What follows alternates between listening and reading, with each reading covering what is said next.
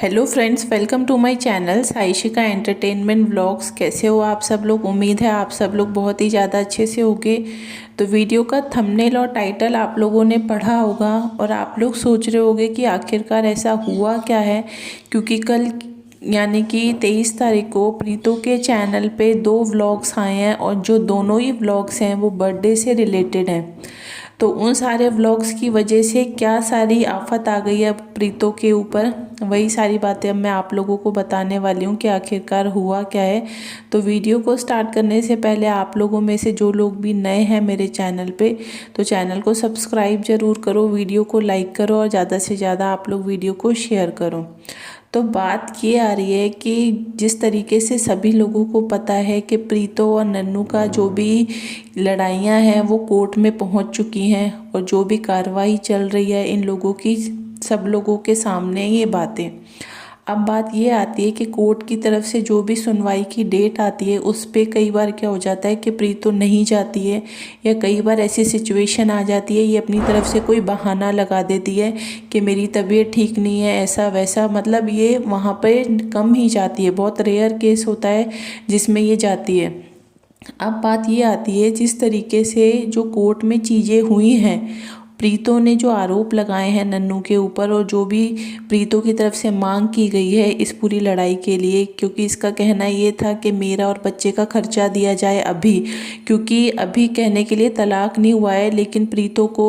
नन्नू से अलग रहते हुए 1 साल से ज़्यादा हो चुका है। तो इसने पहले भी ये बात बोली थी कि बच्चे का और मेरा खर्चा दिया जाए, क्योंकि मेरे पास जो भी कोई ऐसा सोर्स ऑफ इनकम नहीं है जिससे मैं अपना और बच्चे का खर्चा उठा सकूं। ऐसी सारी बातें कोर्ट में रिटन तौर पे यानी कि लिखित में इन लोगों से ये चीज़ें लिखवाई गई थी और ये चीज़ें इन लोगों ने लिख कर दी थी। ठीक है, अब बात ये आती है कि इसने जो चीज़ें वहाँ कोर्ट में दी हैं तो इस उन बेस पे अगर देखा जाए तो प्रीतो का कहना ये था कि इसके पास अपने खुद के खरीदने के लिए कपड़े, रहना, खाना पीना, ये सब चीज़ों के पैसे नहीं है, ना ही ये इसके पास इतना पैसा है कि ये बच्चे का अच्छे से ख्याल रख पाए। इसलिए इसको नन्नू से बोलकर बच्चे और इसका खर्चा दिया जाए ताकि ये अच्छे से अपना और बच्चे का ध्यान रख पाए। इस तरीके की सिचुएशन हुई है। लेकिन इसने जो अपना ये बर्थडे का व्लॉग डाला है 5 स्टार होटल का, जहाँ का 1 दिन का रहने का खर्चा काफ़ी ज़्यादा होता है, आप लोग भी समझ सकते हो कि 5 स्टार होटल का कितना अच्छा खासा बिल बनता है और कितना खर्चा आता है, आप सब लोग अच्छे से समझ सकते हो। तो बात वही आती है कि एक तरफ ये बोलती है कि इसके पास रहने खाने पीने के लिए पैसे नहीं हैं, दूसरी तरफ ये 5 स्टार होटल में जाकर बर्थडे सेलिब्रेट कर रही है। तो इसकी जो भी एडवोकेट हैं उनकी तरफ से प्रीतो को काफ़ी ज़्यादा डांट पड़ी है और काफ़ी सारी बातें सुनाई गई हैं प्रीतो को। ये बोला गया है कि तुम, इसका मतलब जो एडवोकेट होते हैं, जो भी वकील होते हैं, जो जिस किसी का भी केस लड़ रहे होते हैं, तो कई बार क्या होता है ऐसी सब चीज़ें इनके केस को कमज़ोर कर देती हैं, क्योंकि उनका कहना ये है कि एक तरफ तो आप ये बात बोल रहे हो, लोगों को कोर्ट में ये दिखाना चाहती हो कि तुम्हारे पास रहने खाने के लिए पैसे नहीं है, दूसरी तरफ तुम होटल्स में जाकर 5 स्टार वो भी होटल में जाकर तुम वहाँ रह रहे हो, मौज कर रहे हो, बर्थडे सेलिब्रेट कर रहे हो। तो इससे तुम अपने आप को वहाँ पर गलत साबित करवा रहे हो। वहाँ पर तो ये लगेगा ना कि तुम्हारे पास तो सब कुछ है लेकिन तुम गलत तरीके से सामने वाले से पैसे ऐंठना चाहते हो। तो इस तरीके की काफ़ी सारी बातें सुनने में आई है कि जो भी प्रीतो के वकील हैं उन्होंने प्रीतो की काफ़ी सारी डांट लगाई है और काफ़ी सारा उल्टा सीधा भी बोला है कि अब इन सब चीज़ों को देखने के बाद ऐसा ही लगता है कि सारी गलती तुम्हारी थी और जो भी चीज़ें हुई हैं, जिस तरीके से तुम कोर्ट में चीज़ों को रख रही हो, लेकिन जो हकीकत चीज़ें हैं वो इसके अपोजिट हैं। क्योंकि यूट्यूब से तुम अच्छा पैसा खासा पैसा कमा लेती हो, ऐसा नहीं है कि तुम नहीं कमाती, कमा रही हो, सब कर रही हो, लेकिन फिर भी तुम अपने पति से उम्मीद रख रही हो इतने पैसे की। दूसरी बात जब ये आती है कि अगर नन्नू की तरफ से ये पहले भी बात पूछी गई थी प्रीतो को कि क्या वो ससुराल जाना चाहती है या नहीं जाना जाना चाहती। तो ये बात प्रीतो से डायरेक्टली पूछी भी गई है कई बार कोर्ट में कि तुम क्या चाहती हो, तुम्हारी क्या इच्छा है। तो प्रीतो ने एक बार भी ससुराल जाने के लिए नहीं बोला है, क्योंकि कई बार ऐसा होता है लड़ाइयाँ हो जाती हैं, लेकिन उसके बाद जो हस्बैंड वाइफ होते हैं उनको अगर इस चीज़ का फील होता है कि चलो ठीक है, पुरानी बातें जो भी हुई हैं उनको ख़त्म करके आगे बढ़ा जाए। तो प्रीतो की अगर बात की जाए तो प्रीतो ने कभी भी पहल नहीं की है, और ना ही कभी इसने ये बोला है कि ससुराल जाने के लिए तैयार है, क्योंकि ये मेंटली ही अपने आप को ये इसने डिसाइड कर लिया है कि इसको ससुराल नहीं जाना, और ये यहीं पर या ये अकेले इसी तरीके से अपनी लाइफ को काटेगी। और बीच में तो कुछ सुनने में ऐसा भी आया था कि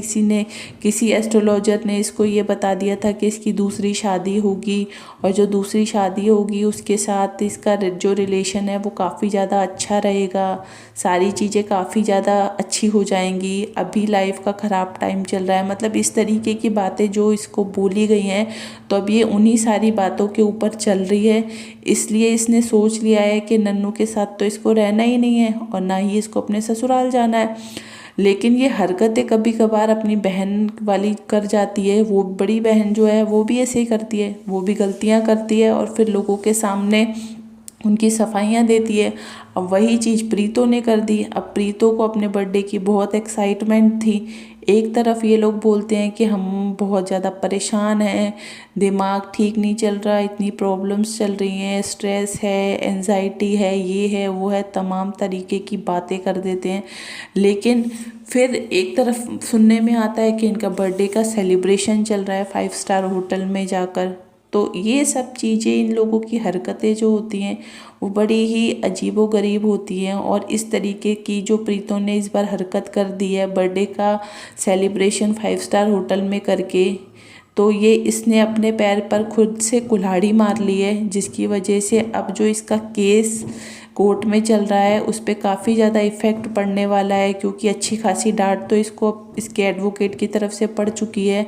अब देखो आने वाले टाइम में क्या सब चीज़ें होंगी, क्योंकि इस टाइम पे जो भी कंडीशन है वो यही है कि जो भी चीज़ें हैं वो पूरे तरीके से कोर्ट के फैसले पर डिपेंड कर रही हैं, क्योंकि जो भी कोर्ट का फैसला आएगा वो ही इन लोगों को मानना होगा। उसके बेस पे तो ना तो प्रीतो पीछे हट सकती है और ना ही नन्नू पीछे हट सकता है, क्योंकि वो कोर्ट का जो फैसला होगा वो इन लोगों को मानना ही होगा।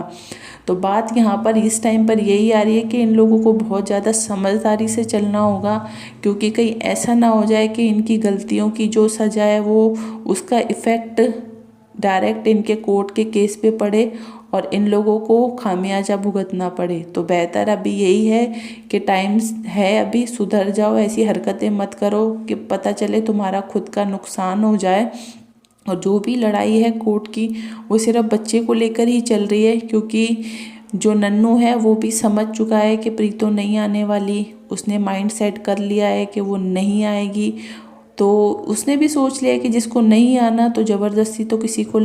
अपने साथ ना तो रख सकते हो, और ना ही ज़बरदस्ती वाले रिश्ते सक्सेसफुल होते हैं। तो वो उसको ये बात समझ में आ गई, इसलिए उसने भी सोच लिया कि ठीक है तुझे नहीं आना तो मत आ, लेकिन बच्चे के ऊपर दोनों का पूरा अधिकार है। जितना प्रीतो का हक बनता है बच्चे के ऊपर, सेम उतना ही नन्नू का भी बनता है। इसलिए ये लड़ाई जो हो रही है, जो नन्नू चाहता है बस वो यही चाहता है कि उसको भी बच्चे से मिलने दिया जाए और उसको भी बच्चे के पास रहने दिया जाए।